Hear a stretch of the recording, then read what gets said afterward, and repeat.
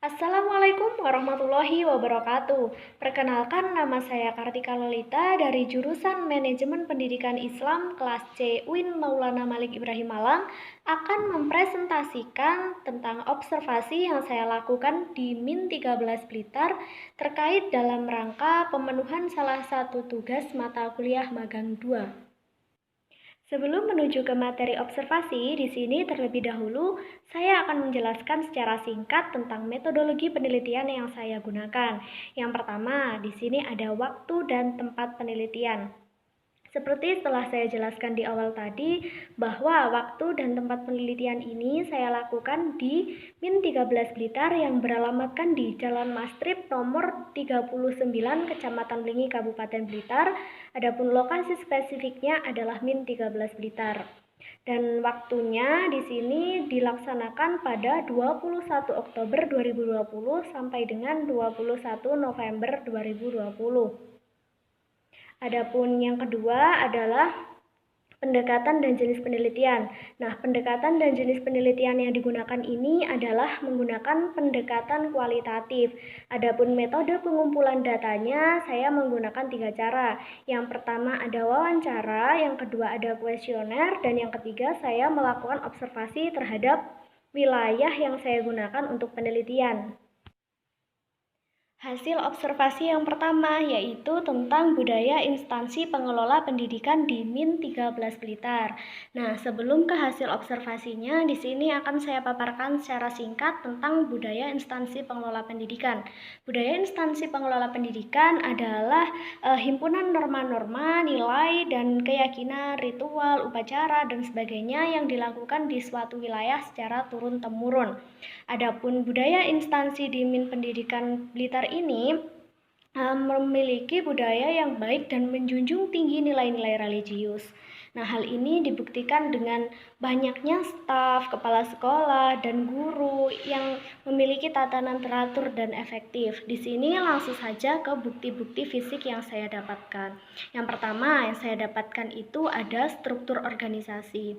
Nah, salah satu kriteria budaya instansi pengelola pendidikan yang baik itu adalah memiliki struktur organisasi yang jelas. Kemudian ada juga ruang pimpinan, ada ruang staf, ada ruang guru, dan lain sebagainya. Selain itu, ada juga yang namanya disiplin guru yang termasuknya di dalamnya itu ada tata tertib siswa. Selain itu, ada juga lemari dokumen, ada buku pedoman kurikulum yang bisa digunakan untuk panduan kegiatan pembelajaran di Min 13 Blitar. Selain buku-buku pedoman dan lain-lainnya itu ada juga yang namanya fasilitas yang mendukung kegiatan religius di Min 13 Blitar. Nah, fasilitas tersebut antara lain ada yang namanya musola, ada yang tempat wudhu siswa dimanapun berada, itu di sana sangat lengkap. Selain fasilitas religius, ada juga fasilitas umum yang bisa digunakan warga sekolah, seperti tempat parkir yang luas, adanya dapur, koperasi siswa, ada lapangan upacara, ada lapangan olahraga, lapangan basket, dan lain sebagainya. Nah, dari bukti-bukti fisik tersebut dapat dikatakan bahwa Min 13 Blitar itu memiliki budaya instansi pengelola pendidikan yang religius, juga mereka memiliki budaya instansi pengelola pendidikan yang baik dan teratur. Hasil observasi yang kedua yaitu tentang pelayanan administrasi di Min 13 Blitar. Yang pertama akan saya jelaskan secara singkat mengenai pengertian pelayanan administrasi. Nah, pelayanan administrasi itu merupakan kegiatan yang dilakukan oleh suatu organisasi atau instansi dan lain sebagainya kepada konsumen. Nah, konsumen di sini bisa masyarakat luas, bisa orang tua, dan lain sebagainya, melalui sistem manajemen demi tercapainya tujuan organisasi secara efektif dan efisien. Nah, berdasarkan observasi yang saya lakukan di Min 13 Blitar, di sana itu memiliki kualitas pelayanan administrasi yang sangat baik. Nah, hal ini bisa dibuktikan dengan keprofesionalitasan seluruh stafnya. Selain stafnya, di sana kepala sekolah juga sangat ramah, guru-gurunya juga sangat ramah. Dan mereka itu dalam melakukan kegiatan kerja, mereka sangat disiplin. Dan disiplin ini juga dipengaruhi oleh adanya disiplin guru juga. Nah, kemudian di sini ada fasilitas pendukung pelayanan administrasi. Fasilitas yang pertama, di sana itu ada ruangan TU dan para pegawainya yang sangat disiplin, rapi, dan ruangannya juga tertata sangat teratur. Kemudian ada juga di sana itu ada pedoman terkait persuratan. Nah, dokumennya ini dalam bentuk coret.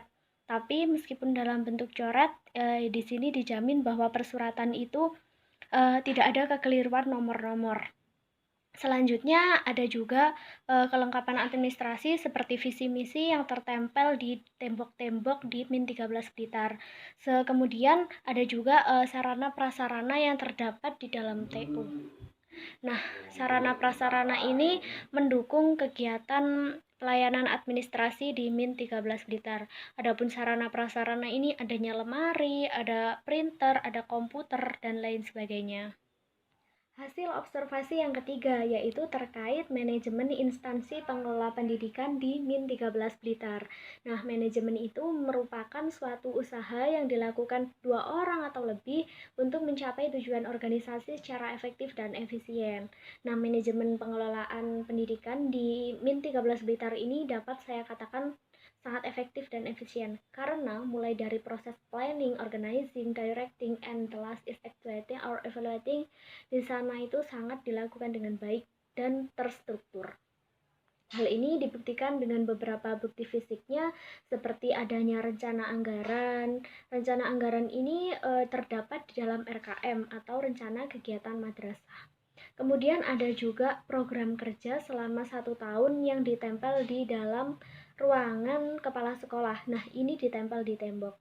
Kemudian ada juga dengan adanya manajemen yang baik, maka di Min Tegalasri itu atau Min 13 Blitar itu menghasilkan output yang baik juga. Output yang baik ini dapat berupa prestasi siswa, lulusan yang baik, serta output pengelolaan lingkungan yang baik pula.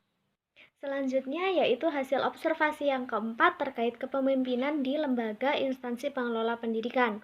Nah, di sini di Min 13 ini memiliki pemimpin yang sangat visioner, kemudian dengan fisik yang baik pula, dan lain sebagainya.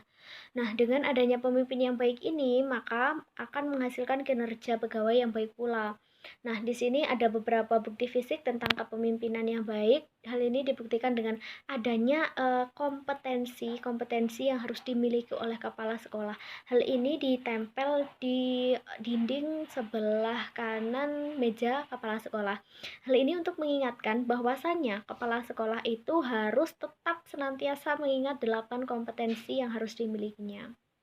Kemudian di sini ada juga foto yang saya lakukan bersama kepala sekolah dan ada juga yang terakhir itu ada foto ruangan kepala sekolah.